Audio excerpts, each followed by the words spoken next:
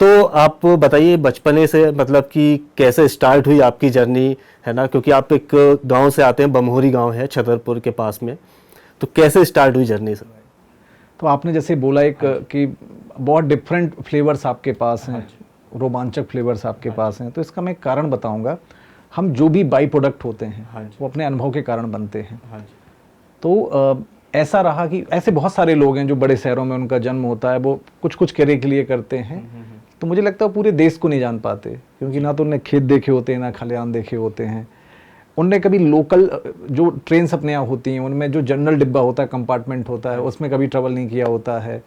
गांव में मतलब जो फोक कल्चर होता है, दीपावली, जो जितने मौसम हैं, जितने त्यौहार हैं, सबके अलग गीत होते हैं, उनके बीच में उनकी परवरिश नहीं होती। तो एक वर्सेटाइल एक्सपीरियंस रहा। एक छोटे से गांव से यात्रा शुरू करी, कभी सोचा नहीं था कि जीवन में यहाँ पहुँचेंगे, और एक बहुत अच्छे एक्सपीरियंस के साथ मैं वर्तमान में एक प्रतिष्ठित यूएस ऑर्गेनाइजेशन में head of the business growth हूँ।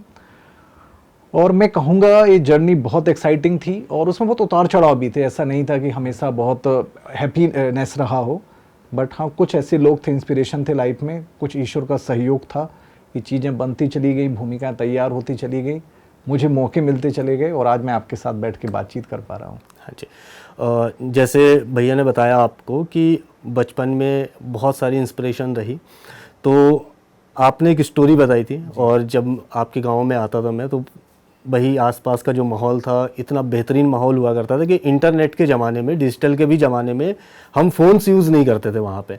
हम मतलब कहानियाँ सुनते थे, और जो कहते हैं ना कि एक बातचीत का एक जो दौर था, वो हमने वापस वहाँ पे जिया। लगभग 3 साल में वहाँ पे टूर्नामेंट खेलने गया, लगभग 15-15 दिन, और दिवाली के टाइम पे वहाँ के कल्चर को मैंने एक्सपीरियंस किया कि दिवाली वहाँ पे नाची जाती है, खेल होता है, उसके बाद एक जगह पे सब जने इकट्ठे होते हैं। एक मैं ऐसा बोलूँगा, एक अंचल है मध्य प्रदेश का जिसमें बहुत डाइवर्सिटी है। और मैंने आपको बताया था एक बार कि जो वहाँ सिविलाइजेशन है बहुत पहले आया, महाराजा छत्रसाल ने उसको यूनाइटेड किया। जैसे आप महाराष्ट्र की अगर बात करेंगे तो जो शिवाजी का एक कंट्रीब्यूशन था, उन्होंने एक पहचान दी, आइडेंटिटी दी, वैसा ही बुंदेलखंड के विषय में रहा है। प्रिंसली स्टेट था, राजा थे, महाराजा थे, उनके सिपाही सलाहकार थे, एक सिस्टम था। इसलिए उन लोगों की जो बड़ी यूनिक चीज़ें आर्ट में, तो आपने कभी मस्तानी बाई का नाम सुना होगा, एक मूवी बनाई है, बड़े फेमस डायरेक्टर हैं संजय लीला भंसाली जी। तो मस्तानी बाई का जन्म भी वहीं पे हुआ।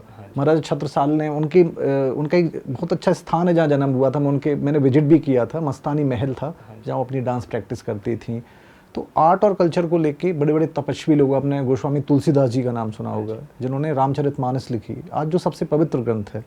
इसके बाद आल्हा, उदल, ऐसे कई ऐतिहासिक लोग, इतना विरासत इतना समृद्ध और प्राचीन है बुंदेलखंड का